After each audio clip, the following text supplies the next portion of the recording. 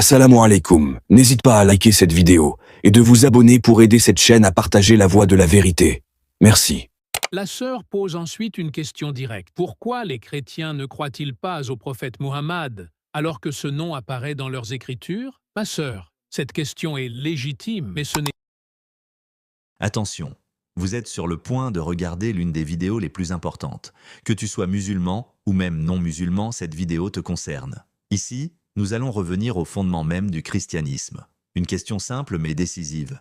Jésus a-t-il réellement annoncé la venue de Muhammad? Si oui, alors le message final est clair. Et sinon, alors les chrétiens ont leur réponse. Aujourd'hui, Dr Zakir Naik va analyser un verset que beaucoup évitent, un verset rarement expliqué, même par certains pasteurs. Je te le dis honnêtement, après cette vidéo, tu diras forcément en toi-même « Maintenant je connais la vérité ». La décision finale t'appartient. Mais je t'invite sincèrement à regarder jusqu'à la fin sans couper la vidéo pour ne pas perdre le sens du message. Nous avons un non-musulman, allez-y. Salam alaikum. Salam alaikum. J'aimerais poser une question à propos d'un passage de la Bible. Il se trouve dans l'Ancien Testament, dans le Cantique des Cantiques, chapitre 5, verset 16.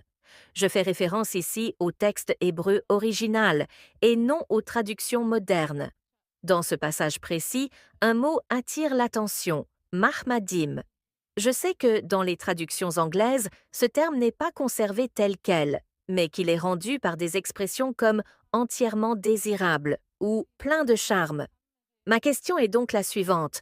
Pourquoi la majorité des chrétiens ne savent-ils pas que le nom de Muhammad apparaît dans la Bible? La sœur a posé une question très importante, et surtout une question très précise. Elle n'a pas cité une traduction populaire. Elle a cité le texte hébreu original du Cantique des Cantiques, chapitre 5, verset 16. C'est déjà une démarche que peu de gens font. Avant d'aller plus loin, il faut comprendre une chose essentielle. Lorsqu'on étudie les Écritures uniquement à travers des traductions modernes, on dépend forcément du choix des traducteurs.